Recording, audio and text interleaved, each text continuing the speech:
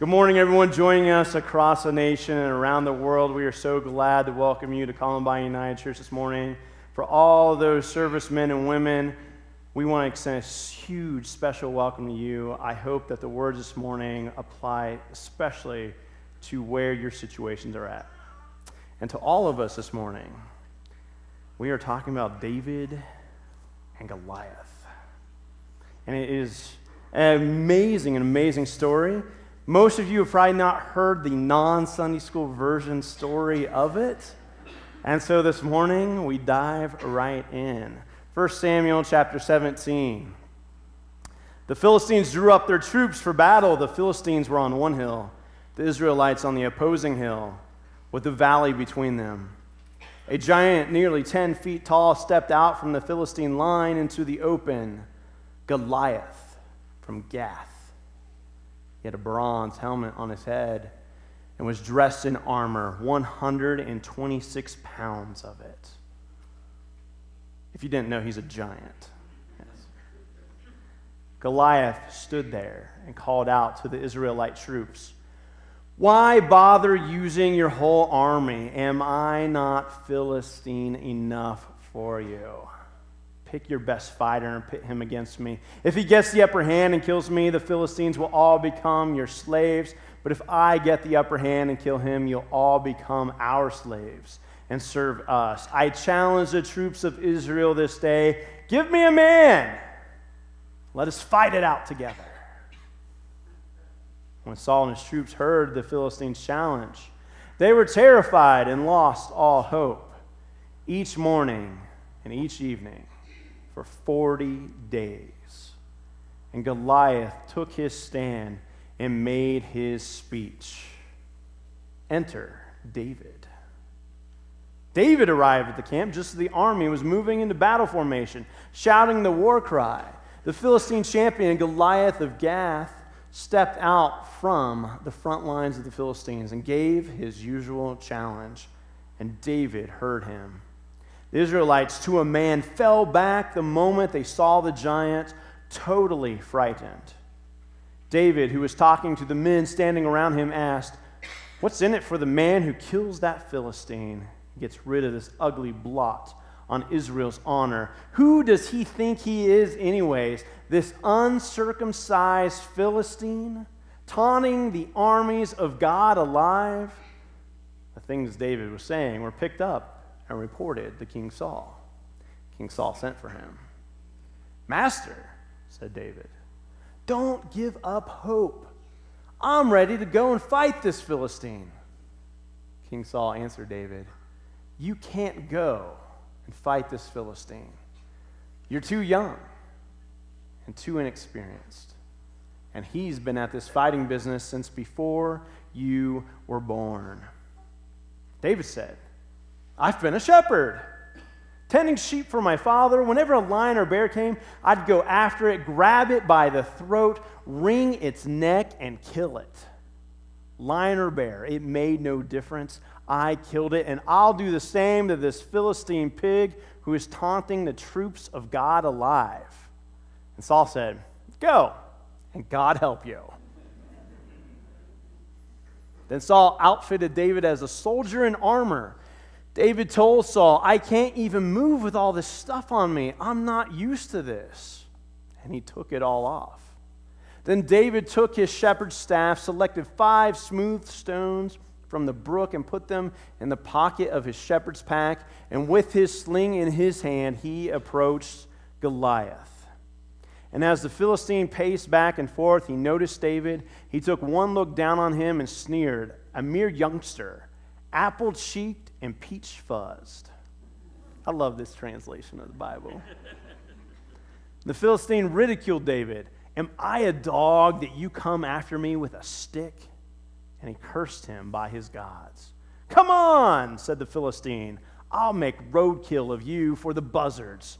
I'll turn you into a tasty morsel for the field mice." And David answered, "You come at me with sword and spear and battle axe. I come at you in the name of God of the angel armies, the God of Israel's troops whom you curse and mock. This very day, God is handing you over to me. I'm about to kill you, cut off your head, and serve up your body and the bodies of your Philistine buddies to the crows and coyotes. The whole earth will know that there's an extraordinary God in Israel. And everyone gathered here will learn that God doesn't save by means of sword or spear. The battle belongs to God. He's handing you to us on a platter. That roused the Philistine, right? You can imagine.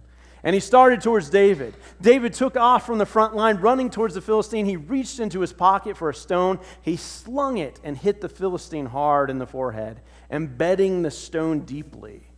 And the Philistine crashed, face down in the dirt. And that's how David beat the Philistine, with a sling and a stone. He hit him and killed him. No sword for David. Then David ran up to the Philistine and stood over him. He pulled the giant's sword from its sheath and finished the job by cutting off his head.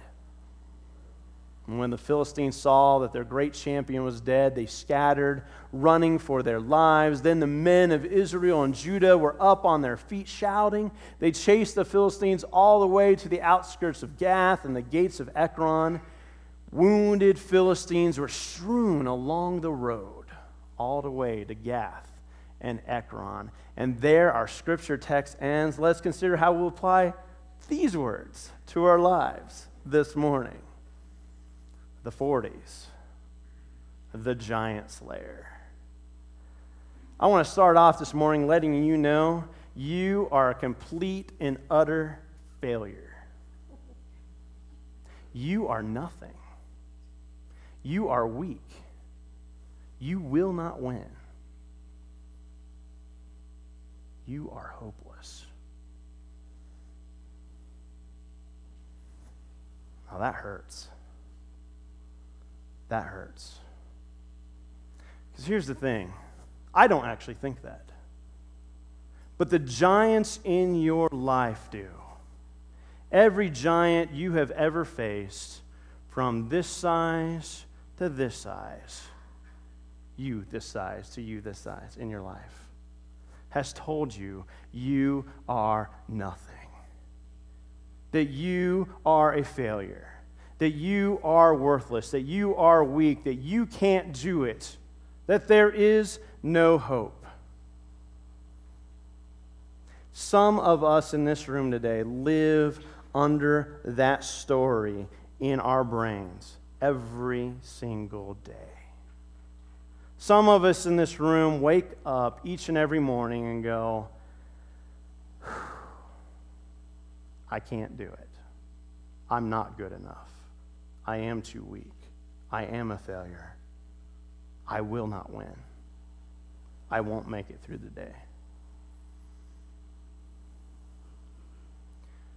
For all of you out there who that is the tape that plays through your brain over and over again, this message is for you this morning.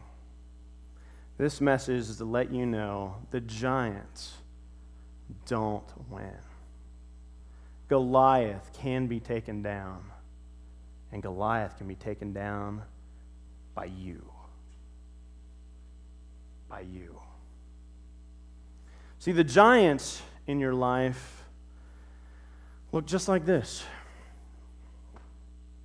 They're huge.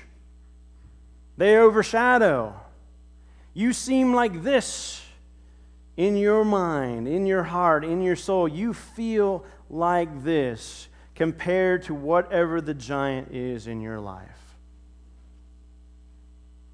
And the giants are everywhere. I mean, the honest truth is, the moment you walk out this door today, each and every single one of you have some giant in your life. And that giant is powerful. That giant is strong. That giant is experienced. And that giant will overtake a lot of people. The giants are real. There was a reason why the people of Israel were afraid of Goliath of Gath. He was a formidable opponent. He was the opponent.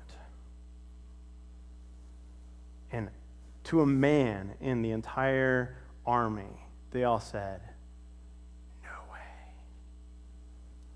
I won't be the one.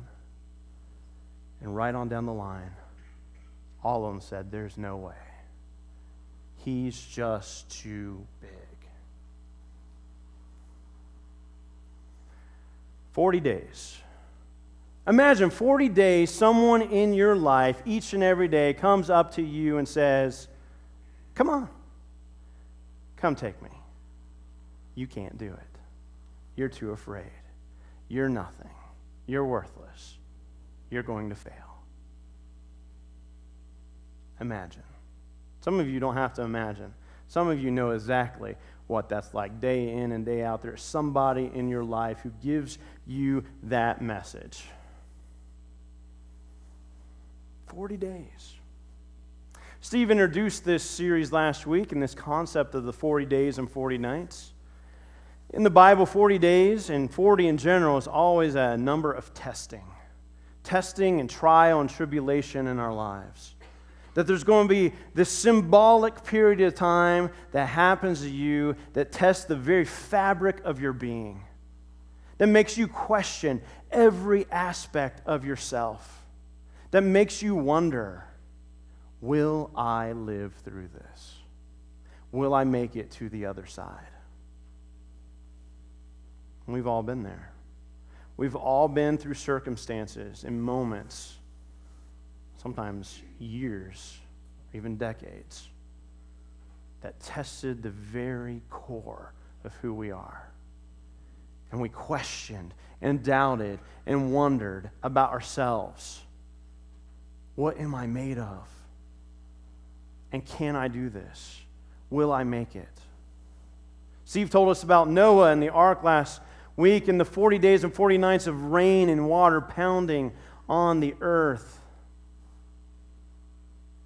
We just read about David and Goliath and the Israel armies, and Goliath coming out day after day and giving them this challenge. And as each day passed, you could feel them. If you were in the army, you could feel the whole army just shrink back a little bit more each and every day. More and more hopelessness building up inside of their souls, eating away at who they thought they were. Eventually, we'll make it to the story of Jesus in the wilderness. He goes out in the wilderness for 40 days and 40 nights. He is tempted by Satan out there. 40 days and 40 nights without food. 40 days and 40 nights tested over and over and over again. Testing the very fabric of who he saw himself to be. 40 days, 40 nights. What is that in your life? Maybe it's something taking place right now. Maybe it's something in the past. What I can guarantee you is it will show up again in your future. Something that tests you and who you see yourself to be and who you will become. And in each and every circumstance of the 40 days, there's always a giant. There's always a rainstorm. There's always a wilderness. There's always a sense of hopelessness. And you go, I don't know if I can.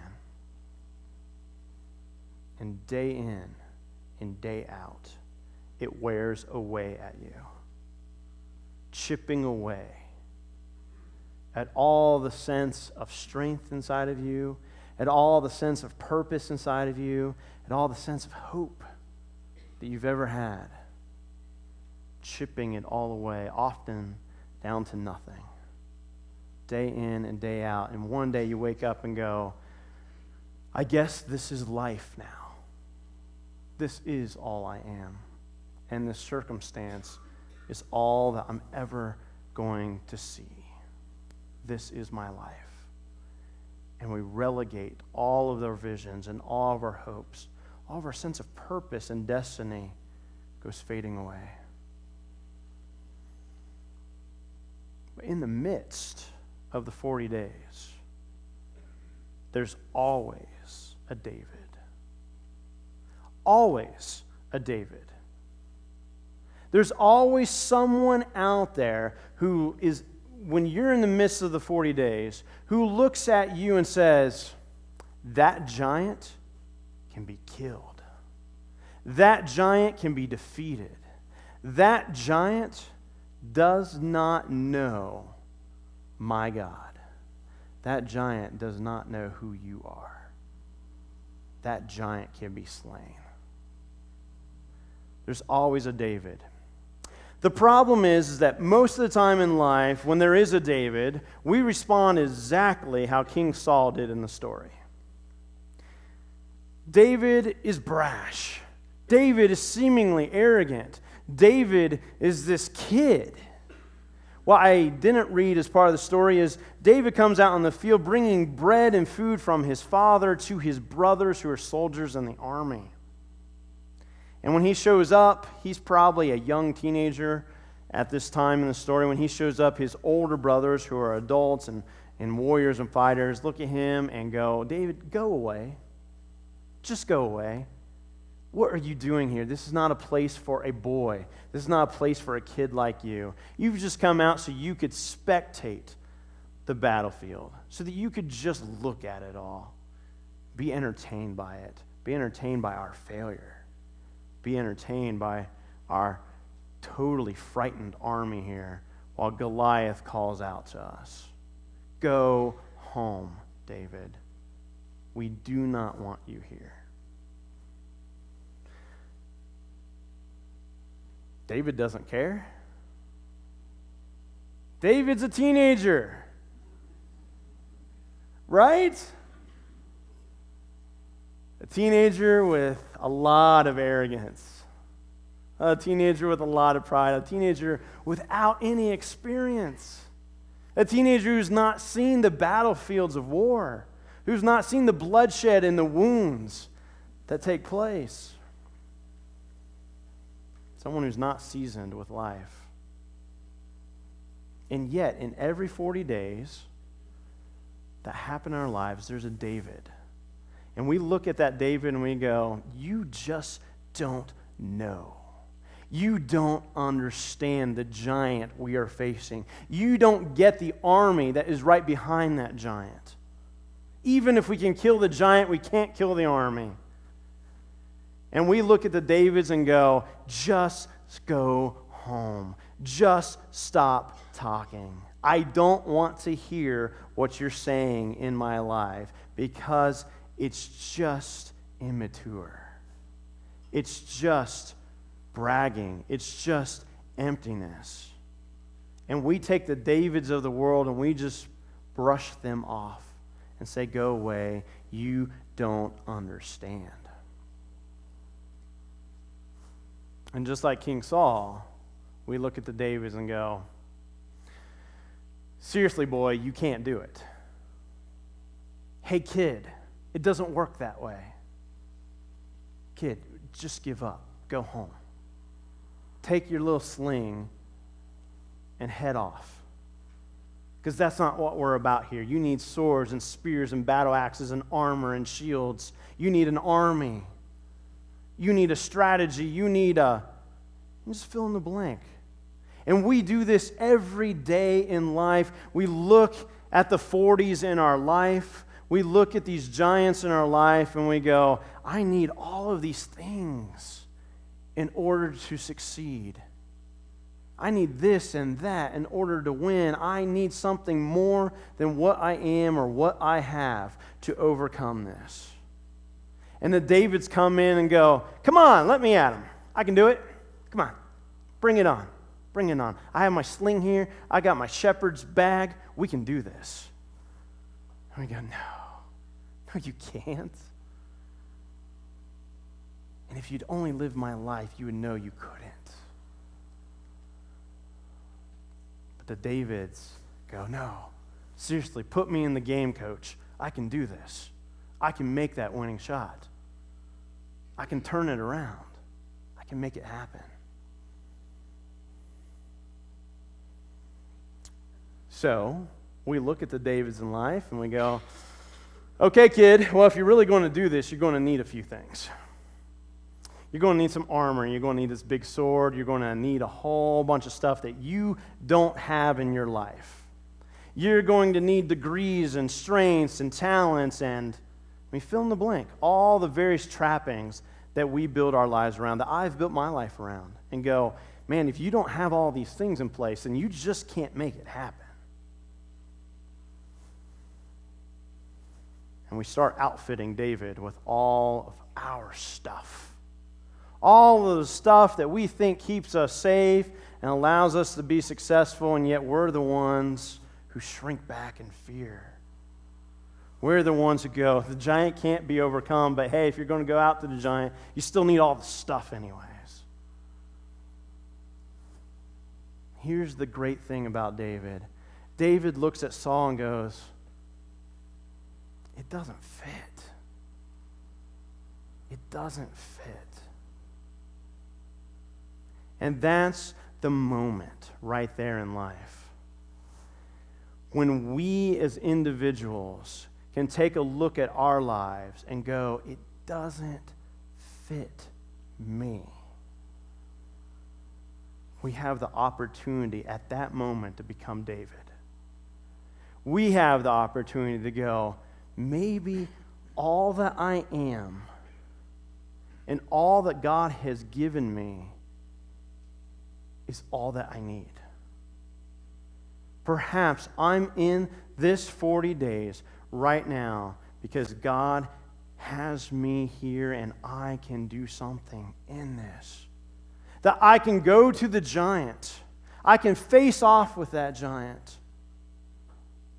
And I have everything I need to do that. I don't need all the trappings. I don't need all the stuff. I don't need all the armor. I don't need the sword. I've got the things that have gotten me through life, like my sling, like my hands, and I took the bear, and I took the lion, and I can take Goliath too.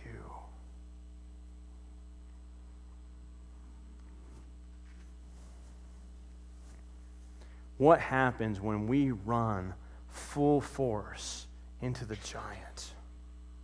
With nothing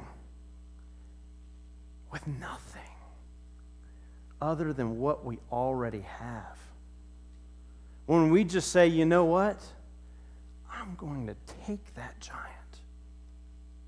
Good or bad, win or lose, I'm going to go out onto the field of life and face down the giant. With just me. With just the person that God has made me to be, with all of my potential and all of my possibilities, with my strengths, with my weaknesses, with my brashness and arrogance, and also with all of my self-doubts. Just me going up to the giant. It looks just like this, of course. I mean, we have to be honest about the story. No matter what, this is a teenage boy facing off against a 10-foot giant with 160 pounds of armor on him, with an armor bearer, shield bearer out in front of him. It is a formidable thing. It is technically an unwinnable situation. And yet David runs full force into it. And David uses what he's got, and that giant falls. That giant is defeated. That giant loses that day. And David, small, little, incapable, can't do it David, wins. This kid that everyone looks at and goes, kid, you're throwing your life away, makes it. It happens. It works. And he wins. David wins. Now here's the thing. We don't always win. We know that. We don't always win. Sometimes we go out to slay the giant, and the giant slays us. Sometimes we go out with what we've got, and it doesn't work that day. But you know what? Here's the thing I know about every giant in my life. I had the opportunity to stand back and be afraid and do nothing. Or I could go out onto the battlefield. I could go and face a giant. And every time I have, win or lose, I was me. I was me, and I knew I was me.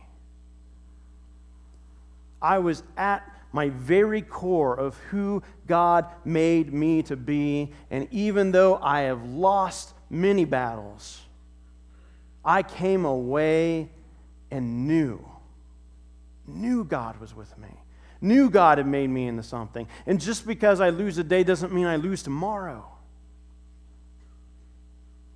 Because here's the thing, every time you go out and you face the giant, sometimes you win. Sometimes you slay that giant, and that giant falls in front of you, and not only has a giant fallen in front of you, that giant has fallen in front of all kinds of people.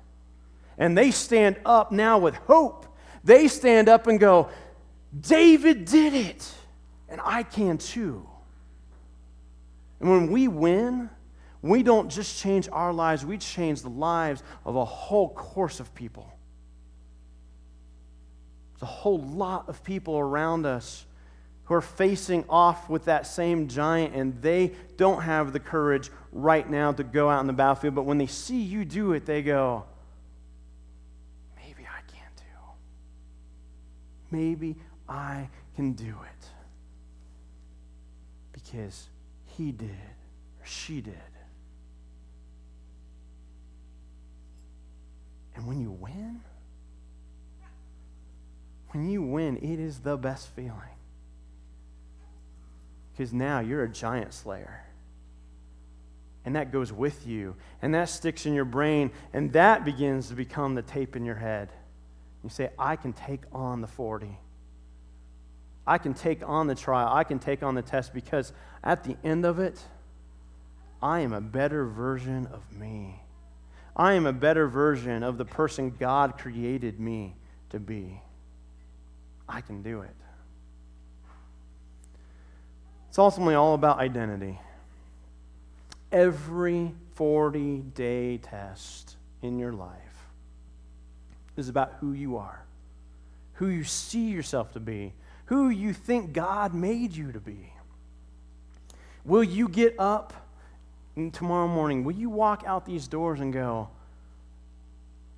God made me. God made me. And I can take the giant. I can face off. And I can overcome. I can make it to the other side. I can win. If you do, if you're willing to make that choice and step on the battlefield, I can guarantee you your life will not be the same. Something amazing will happen in your life. So as I asked you at the beginning of the service, what are the giants in your life? Past, present, ones that you anticipate in the future? And then a second question, who are you? Who are you? Are you a giant slayer? Will you be David? Will you be Jack in the fairy tale? Will you be you and take Goliath? Let's pray.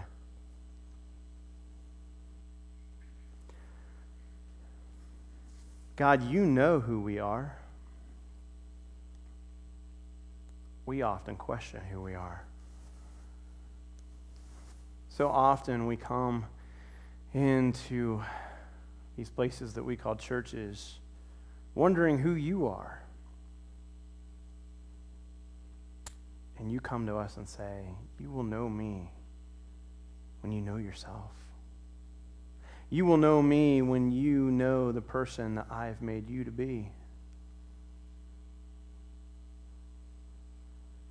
God, let us peer inside of ourselves and see all the possibilities, see all the promises, see of all the potentials that you have placed inside of each and every one of us. Remind us that the giants don't win the day. that the giants can be defeated. Remind us that all of us can be David, that we all have the opportunity to let the David inside of ourselves out and on to the life stage. God, may we be the kind of church that walks out into the world today, into our homes and neighborhoods and workplaces and schools, and looks at people who are in despair, who feel like nothing, who feel like failures, and let them know there's a little David inside of each one of them as well. May we be those kinds of people of faith that brings encouragement to the world. God, all along you've been teaching us a prayer. It tells us the battle can be won, that earth can become heaven, that sin and evil can be overcome and forgiven, that our necessities of life can be had. We lift up that prayer now saying, Our Father, who art in heaven, hallowed be thy name, thy kingdom come, thy will be done, on earth as it is in heaven. Give us this day our daily bread, and forgive us our trespasses, as we forgive those who trespass against us. And lead us not into temptation, but deliver us from evil. For thine is the kingdom, and the power, and the glory forever. Amen.